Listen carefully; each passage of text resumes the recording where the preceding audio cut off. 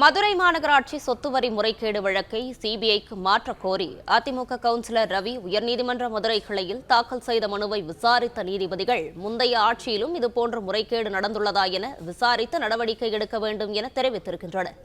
இதுகுறித்தான மேலும் விவரங்களை வழங்கவிருக்கிறார் செய்தியாளர் சந்திரன். தகவல்களை பகிரலாம்.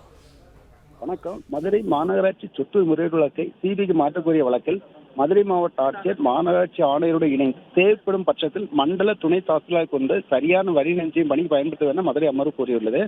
மதுரை மாநகராட்சி ஆணையரும் ஆட்சியரும் இணைந்து கட்டடங்களை அளவீடு செய்து சரியான வரி விதிக்கப்பட்டிருப்பதை உறுதி செய்ய என்ன நடவடிக்கை எடுக்கலாம் என்பது குறித்து அறிக்கை தாக்கல் செய்ய மதுரை அமர்வு கூறியுள்ளது.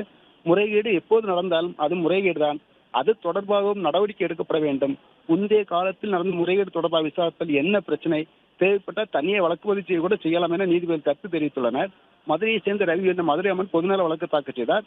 அது சமீபத்தில் மதுரை மாநகராட்சி பெரிய அளவில் சொத்து வரி முறைகேடு நடைபெற்று தெரிய வந்தது. இதனால் பல பேரும் பல கோடி ரூபாய் மதிப்பிலான சொத்துக்களுக்கு முறையான வரியை சென்ற தெரிய இந்த வழக்கை சிபிஐக்கு மாற்ற வேண்டும் என கோரியிருந்தார்.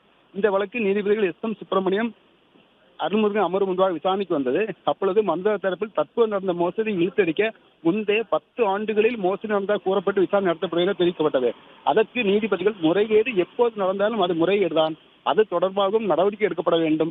முந்தைய காலத்தில் நடந்த முறைகேடு தொடர்பாக விசாரிப்பதில் என்ன பிரச்சனை, தேவைப்பட்ட தனியே வழக்கு பதிவு கூட செய்யலாம் என குறிப்பிட்டனர். அரசு தரப்பில் 11 நபர்களை கொண்ட குழு அமைக்கப்பட்டுள்ளது தெரிவிக்கப்பட்டது. அதற்கு நீதிபதிகள் மாவட்ட ஆட்சியருக்கும் இது பொறுப்புண்டு, ஆகவே ஆட்சியர் அலுவலர் இந்த பணியில் ஈடுபட்டலாமே என கேள்வி எழுப்பி சரியான வரி நிர்ணயம் செய்யப்படும் பணி சரியான நடைபெறும் முக்கிய என கூறினார். அதே நீதிபதிகள் வருவாய்த்துறை துணை ஆணையர் தலைமையில் ஒரு குழு அமைக்கப்பட்டுள்ளது.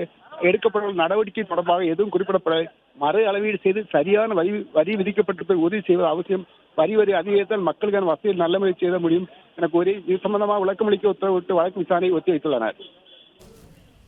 பிளே ஸ்டோர் மற்றும் ஆப் ஸ்டோரில் இருந்து பாலிமர் செயலியை QR கோடு மூலம் பதிவிறக்கம் செய்யுங்கள்.